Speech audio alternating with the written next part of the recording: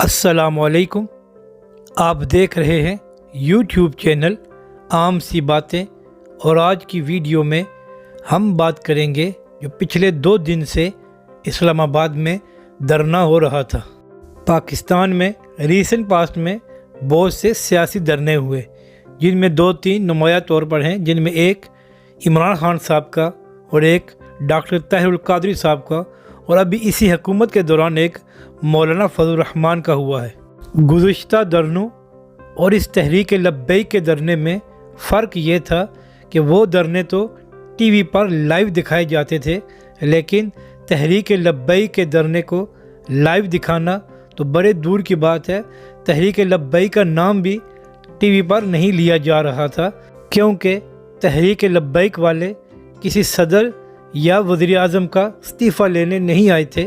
بلکہ ان کا ایک ہی مطالبہ تھا، چونکہ فرانس میں سرکاری سطح پر گستاخانہ حقوق کو پروموٹ کیا گیا ہے، اس لیے احتجاج کے طور پر ان کے سفیر کو باہر نکالا جائے۔ اب ہمارا میڈیا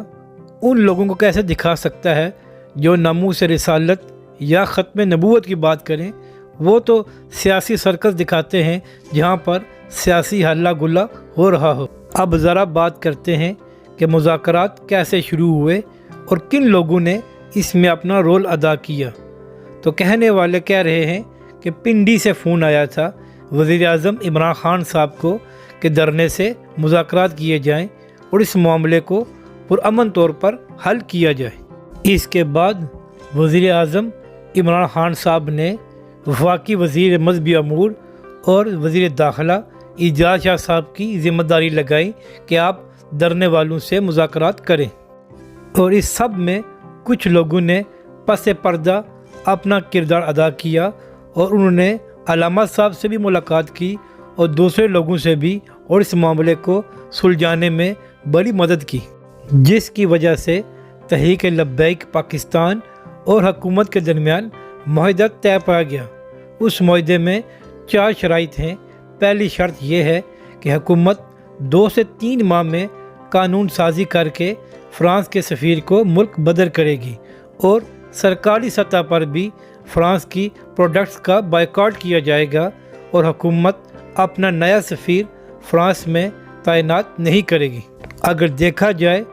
تو جو مطالبات تحریک لبیک کے ہیں ان کے لیے دھرنے کی ضرورت پڑنی ہی نہیں چاہیے تھی، اور یہ اقدامات حکومت کو خود کر لینے چاہیے تھے، کیونکہ جب بات حضور صلی اللہ تعالی علیہ وسلم کی عزت اور ناموس کی آ جائے تو پھر فائدہ یا نقصان نہیں دیکھا جاتا،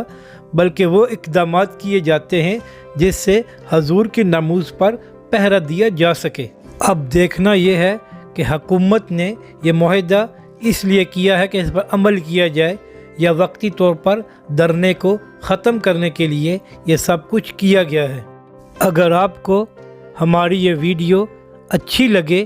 تو اسے لائک اور شیئر ضرور کریں، اور ہمارے چینل کو بھی سبسکرائب کریں۔